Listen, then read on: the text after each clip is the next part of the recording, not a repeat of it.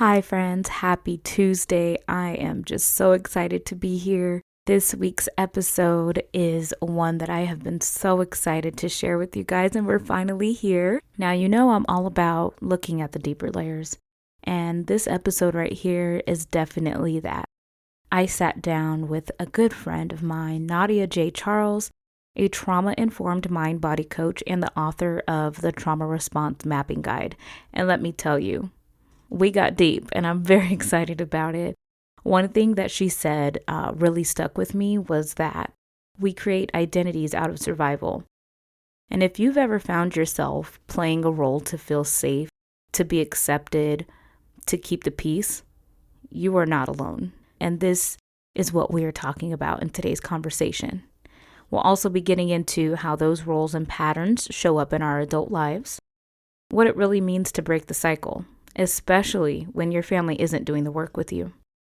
Why emotional triggers are not bad, they're just more like messengers.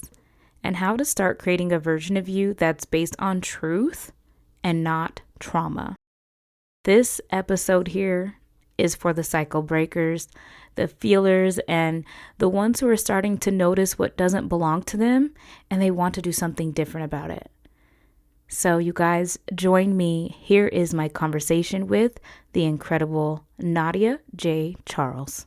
When was the last time that you slowed down long enough to ask yourself, where did I come from? What am I carrying? And what do I want to pass on? Hey, I'm Jasmine, your host, self-mastery coach, photographer, and a lover of deep, meaningful conversations. And this is the DCHP Lounge. Each week, we hold space for real stories, soulful reflections, and intentional dialogue to help you discover your roots, connect with what matters most, heal the parts of you that you need, and protect the legacy you are here to leave behind. Because healing your story isn't just personal, it's generational. So grab your journal and let's get deep together. Nadia, welcome to the podcast. I am so excited to have you here to share your expertise with us all. Thank you so much, Jasmine. It's a pleasure to be here. I'm grateful for the invitation. I'm looking forward to sharing some highlights with you. Wonderful, wonderful. I want to jump right in and talk about your book because um, I loved it. I have literally gone through, and I'm not going to give away too much, but I've gone through this book multiple times, and I just really, really am so excited to share it with our listeners today. As a healing modality, I will say this book is just something that I feel every family should have in their family library to pass down and continue to do the work. You know what I mean? So, with your Absolutely. book, the Trauma Response Mapping Guide. Can you share the inspiration behind writing this guide and what you hope that our listeners will gain from it? Absolutely. I was definitely inspired by my own personal journey. I knew I always wanted to get something down in writing about my personal experiences. So initially, I thought I would maybe write a kind of autobiography. And then I quickly nixed that idea. I just had so many things that I wanted to share with anyone who was willing to learn about trauma and how it impacts them um, as a result of the things that I've personally experienced, but also learned as I have educated myself about what trauma is, how it impacts an individual and their relationships um, and their families. And so, after multiple iterations, the trauma response mapping guide was the result of that desire. So I was able to check that box off of my wish list. That is amazing. I'm very happy that this is what the result was because I think it is such a great stepping stone. And knowing your history and the work that you do, I just think it was something that was so perfect that people can take and take action from. Because a lot of times it's like, you know, if you might be my coach or my therapist or anything like that, right? It's like, this is great, but now, like, what's next, right? So I think it's just such a Right. perfect one. I love that. I hope you have another book coming. I hope that this one has inspired you to do the rest on your list. I'm just going to throw that out there. One of the pivotal concepts in your book is the trauma response map. Could you Yes. explain what this map entails and how individuals can utilize it to identify and understand their unique trauma responses? Absolutely. So there are a couple of there's one specific chapter that I wrote that's called the map, right? How to do your own personal trauma response map. Early in the book, I present an exercise called creating your genogram. And the genogram is also a map, but it's more of mapping your lineage. So that involves your grandparents, your parents, and yourself. And what this exercise allows you to do is to see the patterns that have kind of accumulated across the generational timelines and to give you a better picture of who you are and how you came to be that person. And you'll be able to kind of trace the patterns back. And in effect, this should allow you to release some of the judgment and the shame that you have about maybe some of the struggles that you're dealing with. And so, when we talk about maps, there are two exercises that I introduced in the book, the Denogram, and then the trauma triggers mapping, which is the last section of the book. This is a way for an individual to begin to gain more awareness, more conscious awareness of their habits, their thoughts, their behaviors in daily life right now.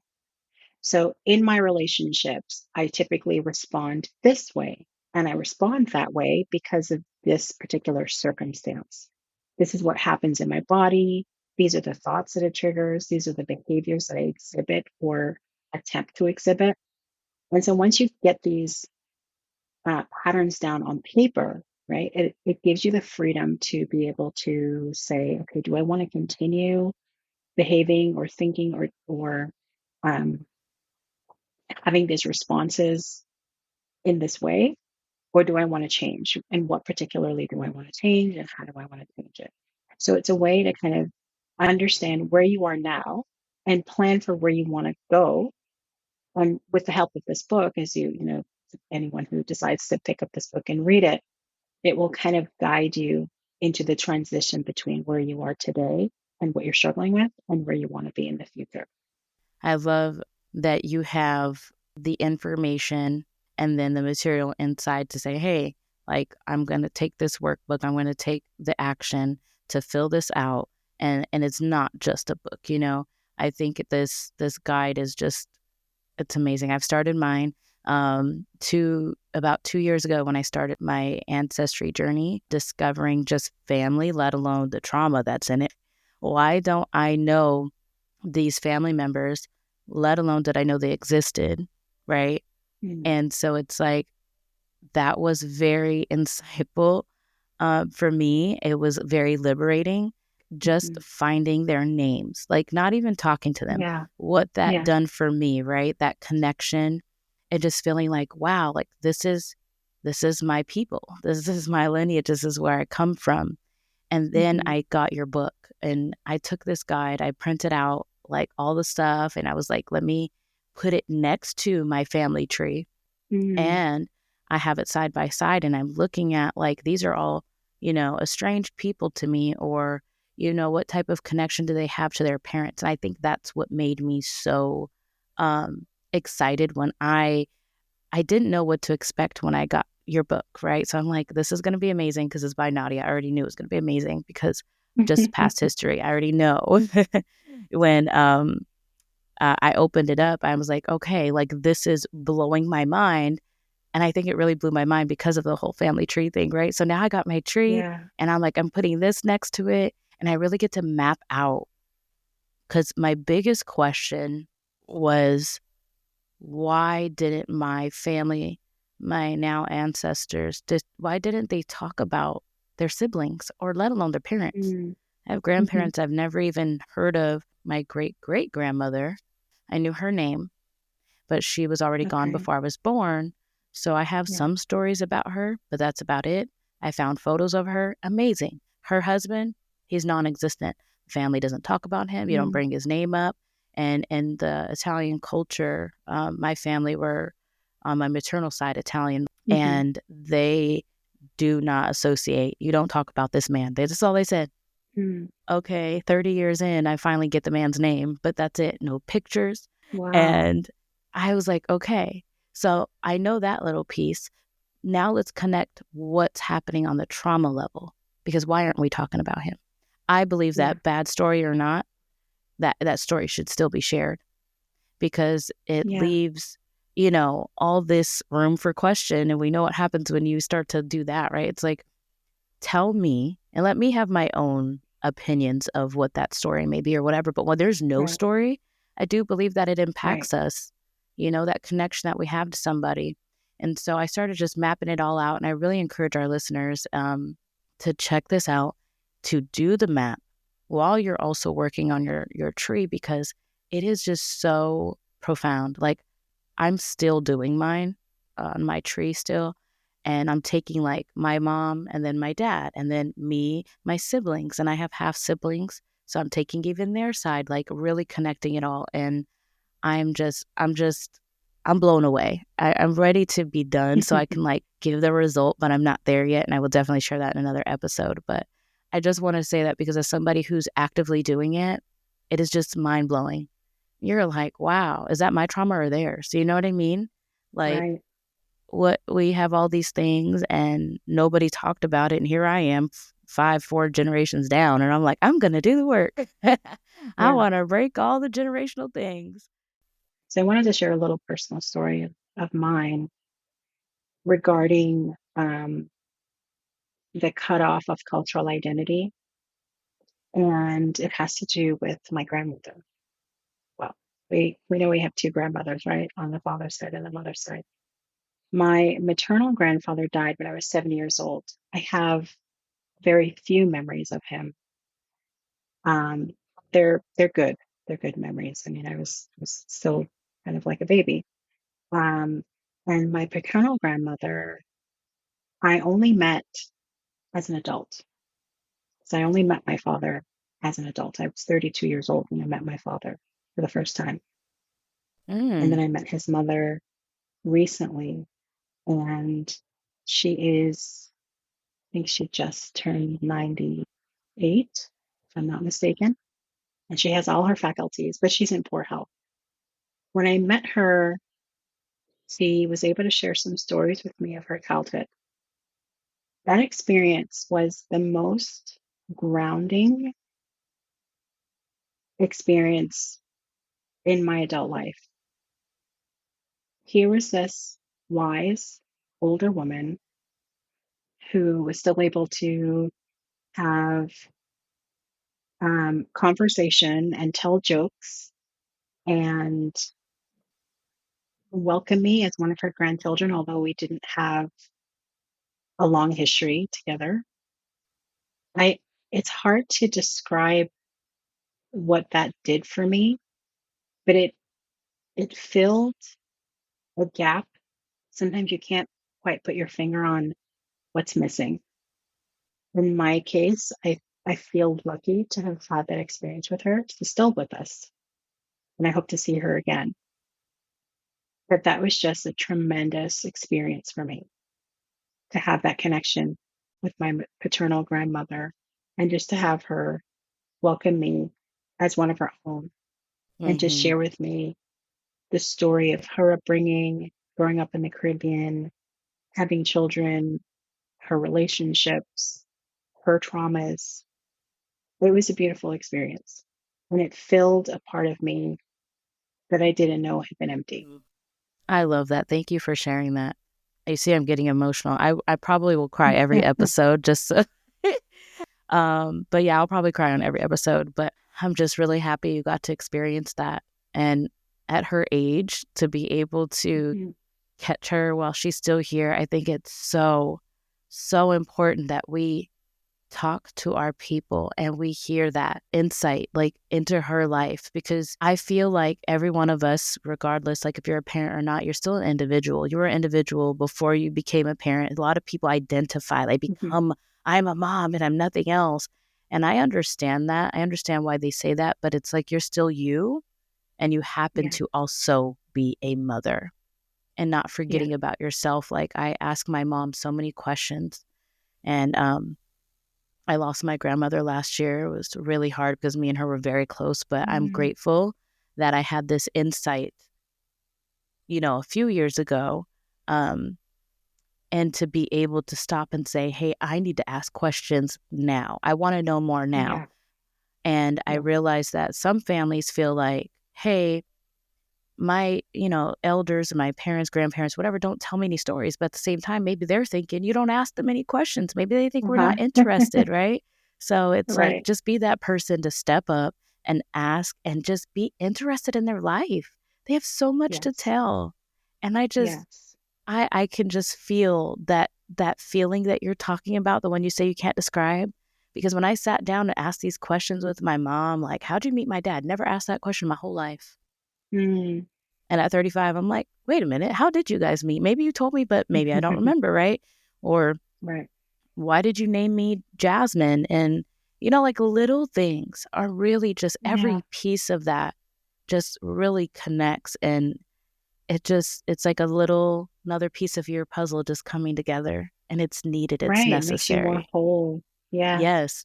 And it Yeah. brings like some healing to you, like you said, that you didn't even know you need it. You really don't know. And then after you're just like, wow, that was so cool. And I'm so glad I know. Yeah. So I Yeah. love that. Thank you for sharing that with us. Absolutely. So speaking of generational cycles and traumas, Hmm. there's a legacy section of your book, and it emphasizes the importance of transforming unsupportive patterns into awareness, authenticity and alignment. How does this transformation contribute to breaking generational cycles of trauma and fostering a healthier family legacy going forward? So the two parts that I think are relevant to this question in my book are lineage and legacy. Mhm. And just to briefly explain those two, um, lineage is about the roots and origin of our trauma. So, and then to kind of group this all together, the book is written around my methodology called the Living Liberated Framework. And the Living Liberated Framework has four pillars: lineage, legacy, literacy, and liberation. And so when we talk about generational trauma, how it passes down through the generations, the impacts that it has on us living today, and how we can begin to transform those legacies to create a different legacy for the future generations that come after us. We need to begin with lineage. Where does what impacts us now come from? Right? We all have roots. And so it's important to begin, as you're doing when you're creating your family tree and your genogram and doing all that mapping, it's important to start with the foundation, to know as much as you can, to learn about your history and what impacted the people that came before you. And they don't have to be dead, they can still be alive, like your parents or grandparents. Beginning to understand, what are the patterns that I've inherited without even realizing it? How do I think about myself? How do I think about my world? How do I interact with my siblings or my cousins or other sides of my family? What don't we talk about? How do we talk about what we do talk about? How do we view the world as an ecosystem? How do I view the world as an individual? So that's the lineage aspect of kind of beginning to unravel these generational legacies. And then the legacy part is now kind of identifying, how was I impacted emotionally, psychologically? So, how do I think and feel about myself when I consider what I've experienced? Um, Physiologically, how has my body, how have my bodily sensations been impacted? Do I have any physical ailments? Um, and then lastly, relationally, how do I relate to individuals in relationship, be that intimate relationships, platonic relationships, and my familial relationships. Even, and if for any of the listeners who have children, how do I interact with my spouse and my children just in my own family unit? We need to have that basis of understanding first before we can begin to unravel anything. And the unraveling part takes work. Just as it took work to kind of build up the person you are today, it takes work and time to kind of dismantle what it is that you've identified that you want to and are ready to dismantle. So we begin there. Um, there are practical steps that we can take to begin that unraveling. So, I mentioned starting with the foundation, beginning with that awareness. Next, we want to start looking at the patterns that exist today and identifying what it is specifically that I'm trying to change in order to get to the place that I want to get to. And it's going to take some support as well. So we also have to kind of figure out, all right, what's the bridge that's going to get me from here to there? Do I involve my family? Are other people in my family ready to take this step with me? Or is this a journey I kind of maybe have to do on my own and maybe involve them later because they need some proof, Mm. right? Some evidence that this is a worthwhile activity to to begin. Um, and then continuing to look forward, like I'm doing this for a reason. I'm doing this to break some of these generational patterns because they are causing hurt and pain or more ruptures, and you want to begin to heal those. That's amazing. I'm trying not to get all emotional over here because I think it's a heavy thing as an individual who is taking this on. I just love everything that you said because it's 100%. The foundation is so important for us to build on, but I want to emphasize the last part that you said um, regarding, am I doing this right now with me? Because you can't force your family to do it. Mhm. That'll just make this 10 times harder. And I know that for some of us, our intentions are like, I'm going to do this and then my family's going to want to do this. We're going to be great. And unfortunately, that's just not reality sometimes. So, um I love that, and I definitely want our listeners to really think about that. Like, that was even me. I had to stop and go, yeah, because there's sometimes I'm ready to take on the warrior challenges, and like I have family members who are like, "Good for you. I'm so happy someone's Yeah, doing it because it ain't gonna be me." And it's yeah, like, what? Why? But I try to keep that for now. For now is leading by example. That's what gets me through. So that's how absolutely. I am right now. So let's move into the impact of unaddressed trauma, what it can do to our actual legacies, because I think that's a good thing to kind of move into after that Hmm. foundational piece. So with unaddressed trauma, we know that can have profound effects on family dynamic and legacies. From your experience, what are some common ways in which generational trauma manifests? Both within families and individually. Some patterns that are definitely common are difficulty expressing emotions or needs. It's interesting growing up with this kind of predetermined structure, this hierarchical structure where the parents are on top and the kids are below, and the kids do what the parents say. Um, and that's the case in a lot of different cultures, right? You listen to your parents. Um, in some cultures, kids also have the ability to express their likes and dislikes and preferences, and parents can take that in or not.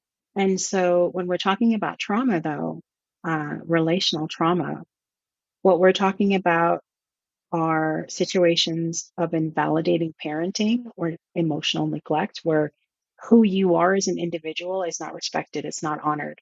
You're Mm, just the child who's there to follow the rules. mm, And so that can foster low self awareness, low self esteem, low self confidence, um, emotional repression, not even really understanding what are my needs. If you don't know what you need, you can't tell someone what it is that you need. And therefore, they're going to be very challenged in meeting your needs. You haven't been able to articulate. Challenges in setting healthy boundaries. If as a child you didn't have privacy, your entire existence was kind of organized, you lived for the family unit, then you as an individual don't really exist. And so in Mm, adulthood now, you're looking to follow what other people tell you to do. You're molding yourself to be what you believe other people expect of you. And you will still continue to have clues. Your body will still continue to send you clues like this is uncomfortable. And your body's telling you you don't like this thing, but you're not able to express that mhm, because you never had that example growing up. One of the other challenges is avoiding conflict or self isolating because it's just too challenging to be in relationship or to know when it's safe to express what you need. And so you just avoid it altogether. mm, I talked a little bit about prioritizing other people's needs over your own because it's mhm, safer. It's how you know, it's how you've practiced belonging and fitting in and getting love, which is to make the other person more important than you. I struggled with this personally, perfectionism or like overworking or over delivering, mm, overcompensating because I was so afraid of not being wanted or being abandoned. And so I would just literally force myself to fit in whatever mold I thought somebody else would appreciate and mm, be pleased by. And so, in that sense, I didn't know who I was as an individual because I just wanted to be whoever I thought other people would find pleasing. mhm. Mine is So, a those are big some of the people pleaser. common patterns. Yeah. So I understand. Perfectionism, people pleasing. That's very yes, yes. I'm like yes to all of that. What would you say are the potential long-term consequences for individuals and families who do not address these inherited traumas over time? So, when we are unable to connect with our own inner wisdom, with our individuality, and I don't mean individuality as in no longer wishing to belong to a community or to a group, but how am I existing as an individual within my community? How am I respected as an individual within my community, as a contributing member of my community? And so I'm not speaking about individual over community, but rather the symbiosis of those two things, right? The harmony of those two things. So when I'm unable to identify my own needs and wants, when I don't feel like I have um, the ability to express those needs and wants, when everything that I do is at the behest of society or pleasing somebody else, my identity becomes lost. And it's really hard to function as a person with no identity. It's like you're not here. And so the ultimate consequence of feeling like I don't exist is then I will not exist. And we don't want that for people, right? To feel like the way out of their pain is to take themselves out. Mm, The further rupture of the family unit is a consequence of, experiencing trauma within the family unit. So sometimes it is necessary to kind of cut ties because it's healthier, because the family unit you came from is not open to this version of yourself where you're seeking to be healthy, where you're seeking to be emotionally healthy and to have a better relationship, maybe that has a different communication style. And so sometimes it is necessary to cut ties, but a drastic consequence of not being able to address these legacies is a further disruption or a rupture in the family unit, which means that if you have children, maybe they don't have a relationship with their grandparents. Or, for example, in your case, things that happened before you were born, you now have to partake in without your consent, like not knowing this other side of your family. And the result of that is missing an important cultural aspect of who you are as a person. And so missing out on that can feel like a loss, right? An emptiness. And even though you might not be able to put your finger on what this emptiness is, it still exists within you until Mm-hmm. you can kind of put your finger on that and say, you know what, I want to take it upon myself to go out and fill this gap that's always been missing in me. That's just very interesting. And when you say it, like, there's things that I know, but I know that there's generations below me that don't. And the first thing I think of is that missing piece for you is like a contribution to this abandonment you feel because Mhm. you might not know exactly where this abandonment feeling comes from. But the lack of knowing where you come from, feeling like I just don't have anybody, is such a huge, in my opinion, I think a huge reason why a lot of these younger generations are walking around, like you said, with no identity because of Yes. the Mm. lack of connection, which is what Yeah. I'm really hoping to empower people with this podcast. So we're gonna talk about more healing and breaking these cycles now that we have addressed these cycles. Your work emphasizes the integration of mind body approaches in healing. Could you share some methodologies or practices that individuals can adopt to begin addressing and healing from generational trauma outside of the foundations that you shared with us? Certainly. Um, so one of the modalities that I use in my work is somatic therapy, and it's it's not just body. I mean, it's a combination of thought patterns, emotional patterns, actions that we take, so our behaviors, and also our sensations, our bodily sensations. And so I mentioned in my book, I mean, I have tons of practices and strategies in my book. So definitely pick it up and incorporate some of these in your healing journey. But a body awareness practice, I believe, is an essential tool in being able to release some stored trauma. Okay. So let's say, for example, I'll use in my case. Growing up, my mom, she has a big personality. She has a big voice. And we did get physically punished, but she also yelled a lot. To this day, I cringe at loud voices and I have physical response to what anger can sound like. So that's a stored trauma response, right? It physically lives in my body now. Somebody may be yelling, and I know logically I'm not in any physical danger, but my body doesn't have that knowledge. It's simply been primed to be alert and prepped for potential physical violence that follows yelling, right? That follows hearing an angry person lashing out. So a body awareness practice is a practice that allows us to learn how to recognize where trauma lives in our bodies. And a body awareness practice can be done anywhere. You can be sitting in an office space and something happens, your body's going to have a reaction.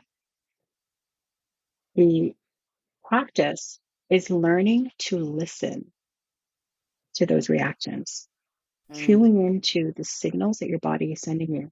Do you feel hot? Is your heart beating faster? Is your breath like less deep? Are your eyes darting around the room? Right? So paying attention, because normally this is happening all the time, right? We have sensations all the time. That's how we survive day to day. Fast cars coming, we move out of the way. Mm-hmm. So it's just now paying more attention to those bodily signals. We can do a simple body scan. So if you're sitting in a chair, or if you can, you want to dedicate some time to doing this practice, lying down and just going from head to toe, checking in with every single body part, organs. You can feel your heartbeat, checking with your breath, what's going on there. Think about what happened just before, or what am I planning to do? And how is that connected to what's going on in my body right now? Hi, friends. I just wanted to pop in really quick and take a quick pause. It's a lot in this episode.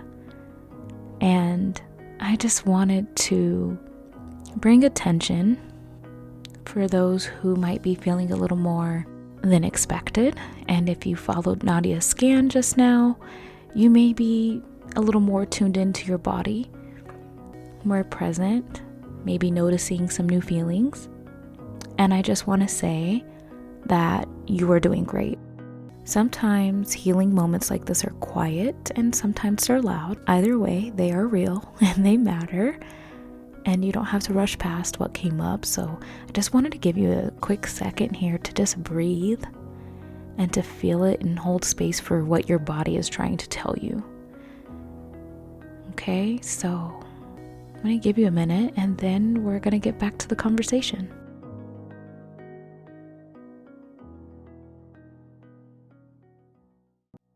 Another practice, we talked about the mapping before, but another practice is trigger mapping. And this is around identifying what, I'm going to use the word trigger again, what triggers our responses. So, what triggers us to want to yell? What triggers us to want to hide away, leave the room? What triggers us into losing our ability to speak the words that we were just attempting to say? The more we get familiar with the clues that our bodies are giving us, the more control, the more access we're going to have to our resources to be able to move through life and the different circumstances we're forced to be in on a daily basis with more fluidity, more flexibility, more presence. And so that somatic practice is really about tuning in and being comfortable with what is showing up for us on any given day, in any given circumstance. It's like learning ourselves all over again. Does that make sense? Yes. In my mind, maybe things I have a lot of triggers. I Hmm. have a lot of PTSD things that just, Yeah. you know, I don't even I feel I'm more aware now, but now it's like Hmm. what am I doing with that once I'm aware? Right. Right. Right. But also people around us in our immediate families and things like that, our spouses, our children, it's like being mindful of their triggers, I think, is also super important when people are obviously we can only control ourselves, right? Like start with you. Hmm. But I think it's also super mindful that you're not triggering other people's triggers and then not being aware that you're doing it, you know? Um, Yes. I think that's a huge thing when it comes to that. It's like thank you for being aware of yours, but also be aware of those in your surrounding spaces so that maybe you aren't the one contributing to someone else's triggers. I think naturally we Exactly. might do it, but I have an open communication with friends and family. Like if I'm triggering you, you need to tell me because I don't know your triggers, and I would love to be Exactly. aware. You know, that's my one thing that I do to help my interactions with other people because I do want to be mindful. I want people to be mindful of Yeah. my triggers. And I also have those conversations in a sense of like, it's not anyone else's responsibility but my own, I feel.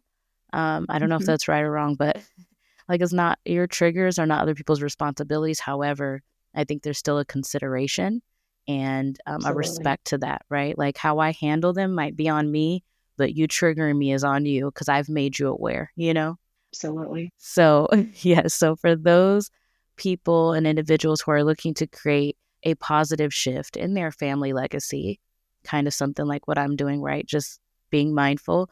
What steps can they take to ensure that the healing they are doing and they are achieving is passing down to future generations?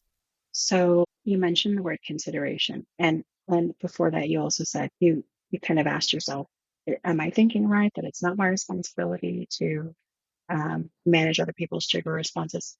You are right. It is not your responsibility. It is everyone's responsibility to be aware of their triggers and to find a way to communicate that with the people that they are in relationship with. And we have lots of relationships. We have work relationships, we have intimate relationships, and we have familial and platonic relationships. And sometimes we're lucky to be in relationships with individuals who are very receptive to us sharing our needs. Sometimes we're unlucky to be in relationships with people who are not receptive in hearing our needs. Um, and that's where it becomes really difficult, right? Where we are challenged by how do we navigate those relationships? Because life is not a cakewalk most of the time. But I wanted to come back to you sharing that consideration because on my website and in my book, I have these 5 C's of healing relationships. And I'll just read this bit to you. As we collectively bring more care, compassion, consideration, courage, and curiosity to our relationships and communities, we create the conditions for breaking cycles of abuse and cultivating cultures of healing. Your personal liberation is an essential part of this larger cultural transformation. And so, you asked, what can we do as individuals to help future generations or lateral generations um, transform relationships and begin healing? It does begin with us. It begins with us understanding, how am I contributing to the dysfunction in these relationships? Now, the contribution doesn't have to be active, it can be passive. Passivity can look like not speaking up when something untoward is happening, or minimizing it or justifying it, like, oh, that's just how uncle is. Mm-hmm. Oh, don't pay him no mind. Instead of saying, hey, uncle, that was unkind, or actually, that was really hurtful. And maybe so and so didn't say anything to you because you never seem to hear, but let this be the last time that this happens because Mm-hmm. it's unkind, or whatever the case is, right? So we can be passive contributors to abuse, and we can also be active contributors to abuse. But it begins with understanding, what is the role that I'm playing in this dysfunctional relationship that I happen to be in. And so bringing more care, compassion, consideration, courage, and curiosity into our relationships is something that an individual can do to heal those legacies. That was Absolutely. amazing. Nadia, our conversation today has been mind blowing, and I knew it was going to be amazing, which I was so excited. Yes. And I just know that your insights into healing generational trauma and, helping transform family legacies are going to offer hope and practical guidance for our listeners. Before we end today's episode, if you could share with our listeners where they can connect with you and learn more about your work. Absolutely. So I did want to just state a very brief disclaimer. I'm not a therapist or a counselor. As a trauma informed mind body coach, my role is to help clients develop greater awareness about how their past experiences impact their present lives and relationships. I do that through my Living Liberated model and various mind body practices. I help clients recognize their patterns, understand their trauma responses, and develop tools for personal transformation. So, for anyone that's interested in exploring this work further, I invite you to visit my website at nadiajcharles.com. If you want to learn about my approach and the different ways we might work together, I encourage you to get my book. It's available on Kindle. It's also available as a paperback, the Trauma Response Mapping Guide. I also have a self-led course called Breaking the Cycle, which guides you through the process of mapping your trauma responses and developing new patterns in relationships. And if you do want a more personalized support, I offer one-on-one trauma recovery coaching. So you can find all of these resources and learn more about working with me on my website. Thank you so much, Nadia. You guys, before we wrap up, I want to leave you with something to reflect on. Every episode here on DCHP Lounge always ends with a journaling prompt because healing, growth, and legacy building all start with self-awareness. And taking the time to pause, write, and process can open doors to clarity and transformation in ways you never expected. And because healing is more than reflection, it's action.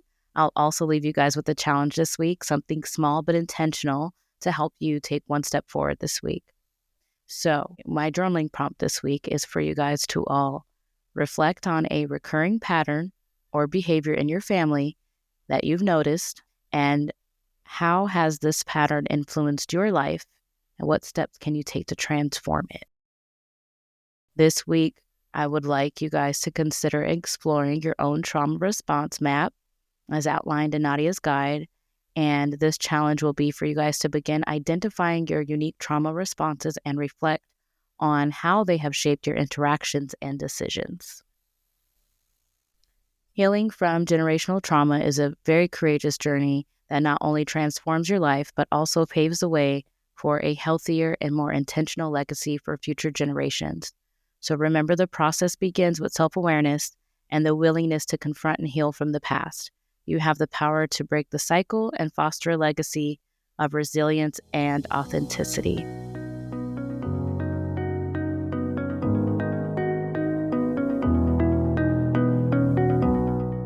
Thank you for tuning in to today's episode here on DCHP Lounge. If this episode resonated with you, I would love for you to share it with a friend or family member who needs to hear it. Be sure to follow us and keep the conversation going on Instagram at the DCHP Lounge, and you can visit us online at dchppodcast.com for full show notes, resources, and any links that you've heard from today's guests or sponsors mentioned. Remember, healing, growth, and legacy building all start with one small step. Until next time.